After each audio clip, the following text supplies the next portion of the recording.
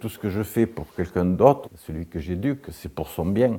Il ne me vient pas à l'esprit que je le fasse pour son mal.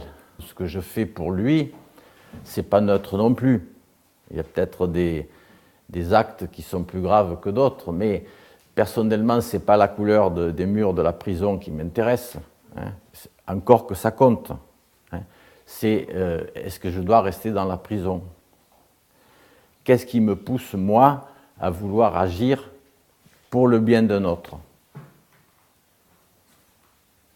Et c'est ce mécanisme-là qui est le fondement de l'éducation, et c'est ce mécanisme-là profond que j'interroge.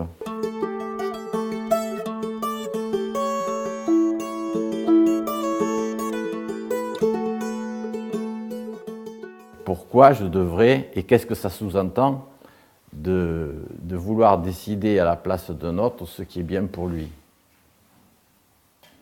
Parce qu'en même temps, en faisant ça, je sous-entends implicitement qu'il n'est pas capable d'apprendre tout seul. C'est déjà un progrès, de mon point de vue, si je me rends compte qu'en fait, ce que je veux pour le bien d'un autre, en réalité, c'est mon propre bien, quoi. Parce que ce que je considère qui est bien pour mon enfant, mon élève, mon formé, mon assisté, mon malade, c'est tout simplement ce que je le considère bien pour moi, et donc je le lui souhaite. Je veux que lui aussi bénéficie.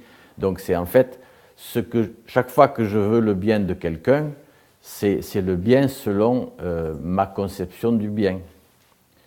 Et je conseille souvent aux parents, aux éducateurs de marquer justement tout ce qu'ils souhaitent pour leur enfant, leur élève, leur étudiant, et ensuite de le regarder et de se l'appliquer à soi-même. Et ça marche à tous les coups. Généralement, ce que je veux pour quelqu'un que j'aime, c'est en fait ce que je veux pour moi, quoi, hein. Lorsque je suis avec un enfant, hein, soit qu'il naît dans la famille, soit que je l'ai dans une salle de classe ou que je le rencontre ailleurs, il va réactiver forcément ce que j'ai vécu moi enfant. Et je vais vouloir pour lui probablement l'inverse de ce que j'ai eu, ou au contraire ce que j'ai apprécié enfant. Je ne peux pas, à mon avis, ne pas ne pas vouloir pour lui des choses qui me concernent moi.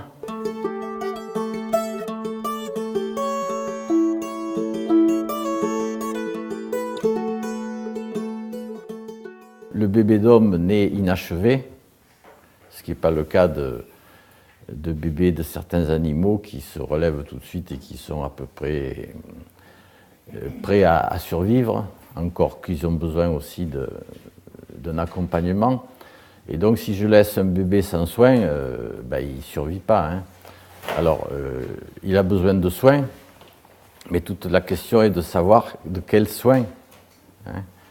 Et si c'est Laurence Pernou ou le docteur Spock qui me disent les besoins de mon enfant, vous voyez là, voilà. Ou si c'est ma maman, parce qu'elle a beaucoup d'expérience, ou si c'est une sage-femme. En réalité, j'ai besoin de personne pour savoir. C'est lui qui va me dire ses besoins. Dès qu'il se met à manifester d'une manière ou d'une autre qu'il a besoin d'eau, de téter, de dormir, d'être à l'aise, d'avoir ma compagnie, c'est lui qui le décide, hein, et il le fait comprendre. Alors c'est à moi de m'ajuster pour savoir qu'est-ce qu'il demande. Mais c'est différent lorsque c'est lui qui le demande et que lorsque c'est moi qui décide. Et justement, dans l'expression que tu as employée, c'est comment je détermine. Non, ce n'est pas je qui détermine, c'est lui-même qui va déterminer. Mais ça suppose bien sûr que je sois à l'écoute et dans cette position qui est que je lui fournisse ce qu'il ne peut pas encore obtenir.